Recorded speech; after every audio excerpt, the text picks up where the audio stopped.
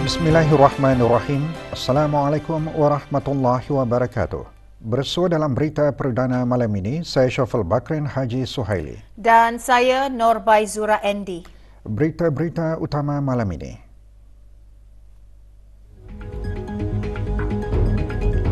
Peningkatan permintaan domestik mendorong pertumbuhan positif aktiviti jualan runcit.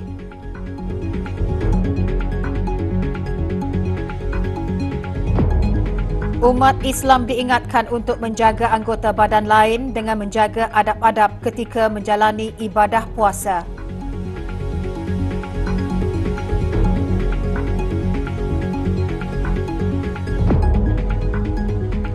Pada menjunjung titah perintah ke bawah Duli Maha Mulia Paduka Seri Baginda Sultan Haji Hassan Al-Bolkiah Muizzaddin Wad Daulah Ibni Almarhum Sultan Haji Umar Ali Saifuddin Sa'adul Khadiwaddin Sultan dan Indi Pertuan Negara Brunei Darussalam, dengan ini dimaklumkan bahawa ke bawah Duli Maha Mulia Paduka Seri Baginda Sultan dan Indi Pertuan Negara Brunei Darussalam telah mengurniakan titah perintah bagi Yang Mulia Profesor Madya Dr. Abdul Nasir bin Haji Abdul Rani, Pengarah Pusat Pengajian Siswaza Universiti Islam Sultan Sharif Ali Yunisa, dilantik menjadi Rais Kolej Universiti Perguruan Agama Sri Begawan Kupu SB bagi menggantikan Dr. Awang Haji Adnan bin Haji Basal.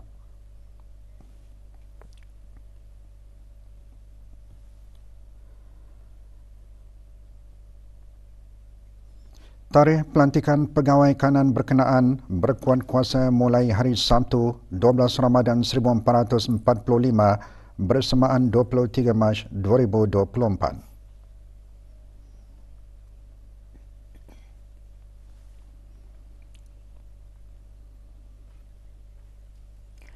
Majlis Sambutan Nuzul Al-Quran Peringkat Negara tahun 1445 Hijrah akan diadakan pada hari Rabu malam Khamis 17 Ramadan 1445 Hijrah bersamaan 27 Mac 2024 Masihi.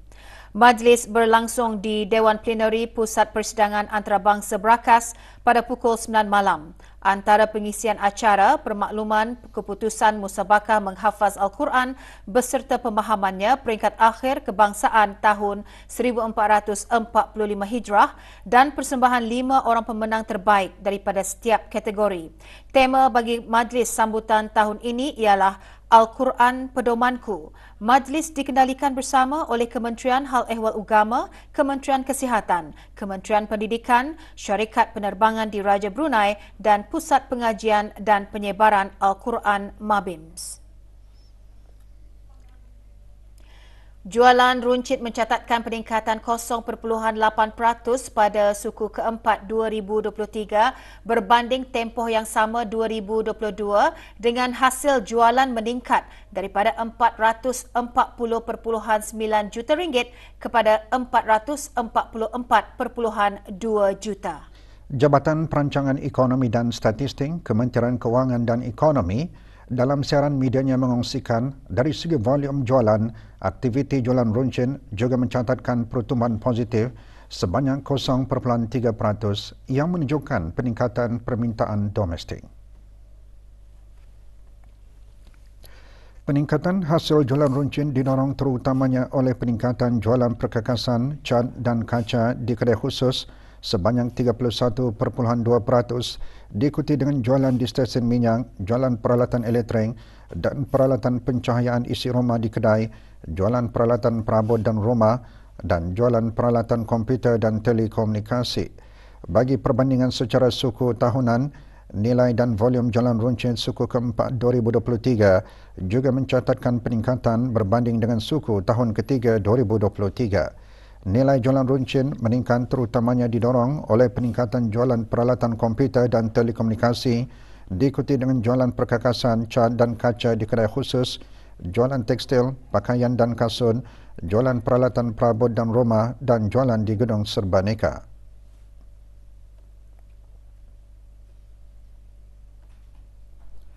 Bagi prestasi jualan perkhidmatan makanan dan minuman meningkat sebanyak 4% berbanding suku keempat 2022 dengan hasil jualan meningkat daripada 113.1 juta.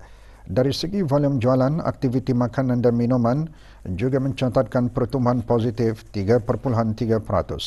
Peningkatan hasil jualan makanan dan minuman disebabkan oleh kenaikan bagi hampir kesemua aktiviti perkhidmatan makanan dan minuman, iaitu aktiviti perkhidmatan catering, diikuti dengan aktiviti penyajian minuman, aktiviti lain-lain perkhidmatan makanan dan restoran.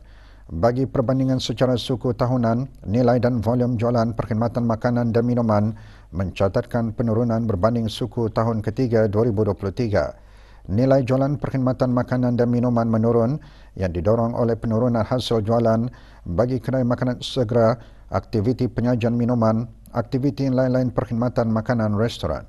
Laporan penuh bagi kedua-dua aktiviti boleh didapati melalui laman sesawang JPES di deps.mofe.gov.bn.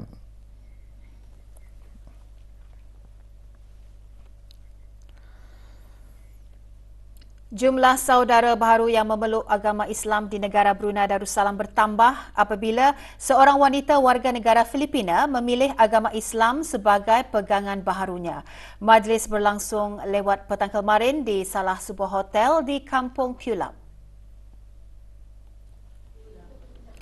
Hadir yang berhormat Pihin Orang Kaya Johan Pahlawan Datuk Seri Setia Awang Haji Adenan bin Begawan Pihin Siraja Khatib Datuk Seri Setia Haji Muhammad Yusof, Ahli Majlis Mesyuarat Negara. Presi Caleb Libatike memilih nama Islamnya sebagai Safia Hasanah Pio binti Abdullah. Sejak bulan Januari hingga 19 Mac, 93 orang telah memeluk agama Islam di negara ini.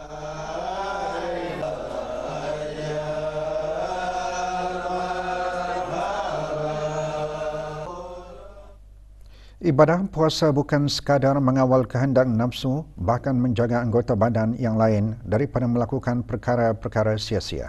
Ikuti bahan beritanya selepas ini.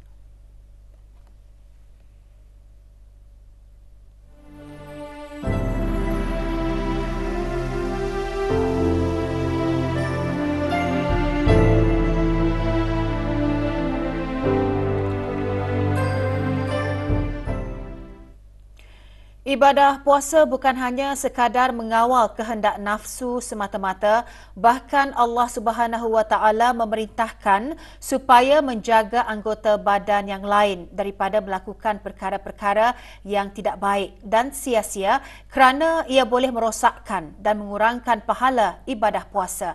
Oleh itu, umat Islam diingatkan untuk menjaga anggota badan lain dengan menjaga adab-adab ketika menjalani ibadah puasa.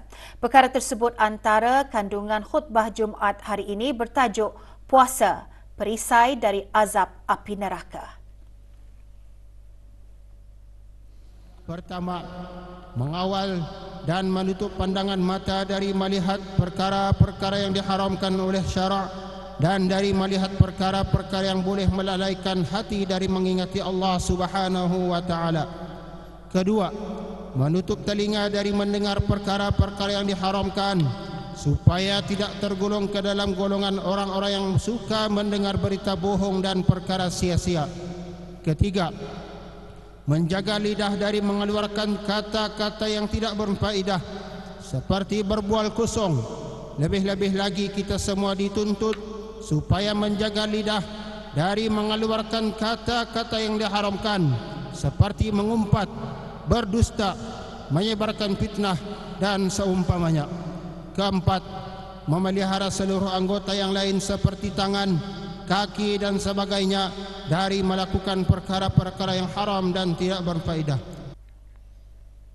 Brunei Gas Carriers BGC Sendirian Berhad mengadakan majlis doa kesyukuran dan bersungkai bersama anak-anak yatim dari Kampung Jerudong A dan B serta para penuntut semata.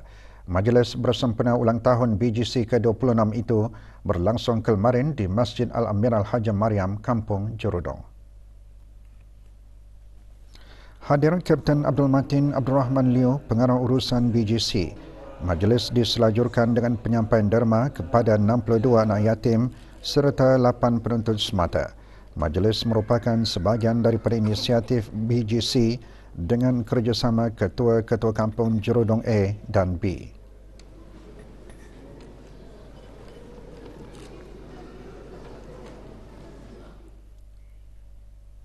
100 ahli Majlis Kesejahteraan Orang Kelainan Upaya MKOKU dan keluarga masing-masing kemarin berpeluang membeli belah persediaan sambutan Hari Raya di bawah inisiatif tahunan Bank Baiduri Let's Give Back This Ramadan. Acara diteruskan dengan majlis bersungkai. Di bawah inisiatif tersebut, bank berkenaan juga memberikan pengangkutan percuma kepada keluarga yang terlibat. Inisiatif ini dilaksanakan dengan kerjasama Setia Motors dan Indra Motors. 57 anak yatim dan 5 ibu tunggal terpilih menerima sumbangan semasa majlis bersungkai bersama anak-anak yatim Persatuan Pandu Puteri Brunei Darussalam.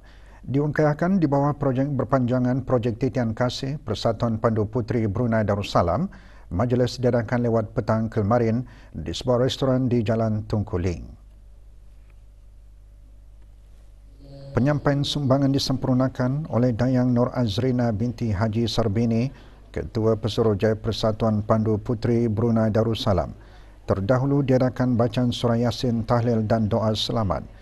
Majlis berkenaan merupakan salah satu dari kegiatan tahunan persatuan berkenaan dalam bulan Ramadan.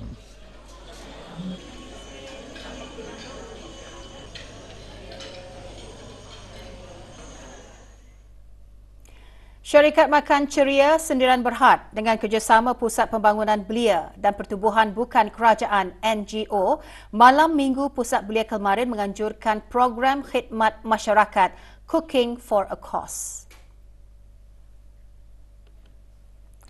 Program bertujuan membantu golongan yang memerlukan dengan mengedarkan 200 bungkusan makanan. Program ini bukan sahaja mempamerkan komitmen terhadap tanggungjawab sosial korporat, malah mengenai kepentingan usaha kolektif dalam memupuk masyarakat yang berdaya tahan.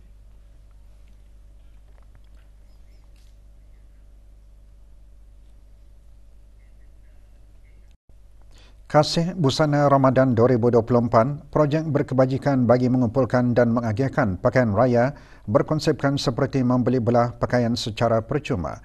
Dikendalikan oleh bahagian pengakam Kelana bersama Sekretariat Pengakam Kelana Kebangsaan dengan kerjasama Pasukan Media dan IT Persekutuan Pengakam Negara Brunei Darussalam, projek dilaksanakan melalui 3 fasa. Fasa pertama, pengumpulan sumbangan pakaian daripada ahli keluarga pengakam dan orang ramai dengan mengalulukan penghantaran sumbangan sehingga esok 23 Mac dari pukul 9 pagi hingga 3 petang. Penghantaran sumbangan dilakukan secara drop-off di pejabat Persekutuan Pengakam di Kampung Beribi. Fasa kedua pula, penapisan dan menyusun pakaian mengikut jantina, saiz dan jenis baju. Manakala fasa ketiga, pengagihan sumbangan kepada orang awam, terutamanya golongan yang memerlukan dengan konsep membeli belah secara percuma tanpa had yang akan diadakan pada 30 dan 31 Mac di tingkat 5 Ibu Pejabat Persekutuan Pengakam.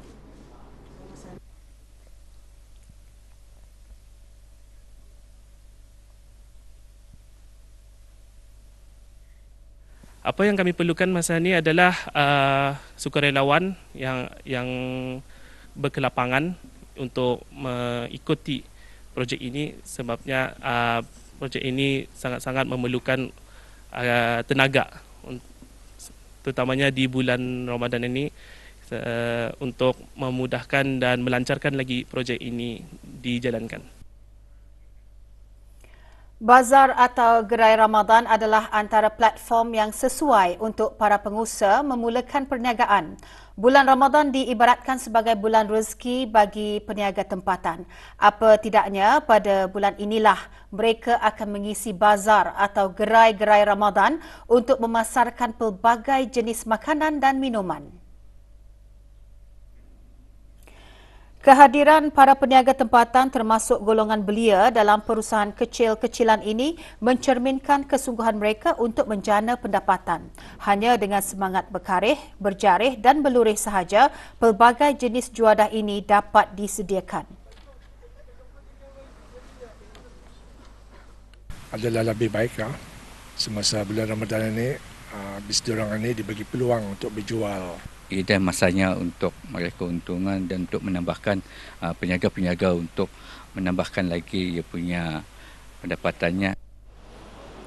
Pelibatan dalam aktiviti berjajah ini setentunya memberikan pengalaman berharga kepada pengusaha muda. Boleh diusahakan walaupun sekolah masih ada pengalaman. Di sebalik kesibukan mencari rezeki di bulan penuh berkat ini, aspek kebersihan diri dan makanan dan minuman yang dijual perlu diberikan keutamaan. Semoga dengan itu, rezeki yang diperoleh mendapat berkat lebih-lebih dalam bulan Ramadan.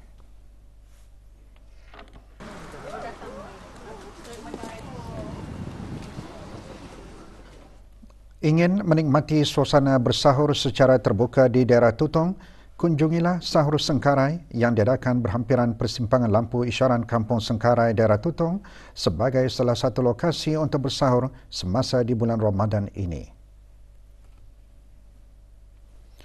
Lebih 20 pengusaha tempatan menyertai acara Sahur Sengkarai yang diadakan buat kali keempat. Program dikendalikan oleh Alek Pom Bunai dengan kerjasama Majlis Perundingan Kampung Sengkarai. Berkonsepkan bersahur di tempat terbuka, ia diadakan setiap Khamis hingga Sabtu bermula pukul 9 malam hingga 1 pagi.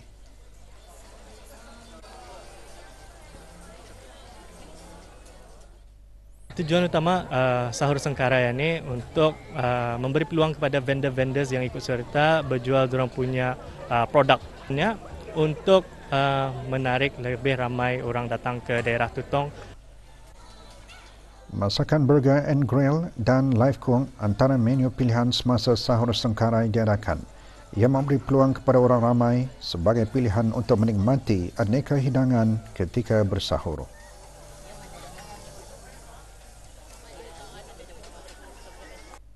Kami memang setiap minggu berpindah-pindah. Seperti minggu pertama hari itu kami berada di Lift Gym Lumut dan bersama grup kami Sosisa and the Gang, di mana kami ini sebanyak 20 vendor lah bersatu berpindah dari daerah ke daerah.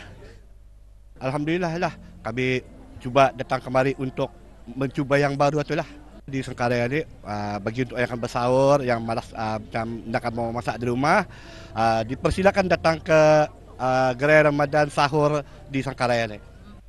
Venue sini pun unik lah, and then banyak jual jualan-jualan yang ramai yang orang mahukan for sahur, and then juga boleh support our local business punya.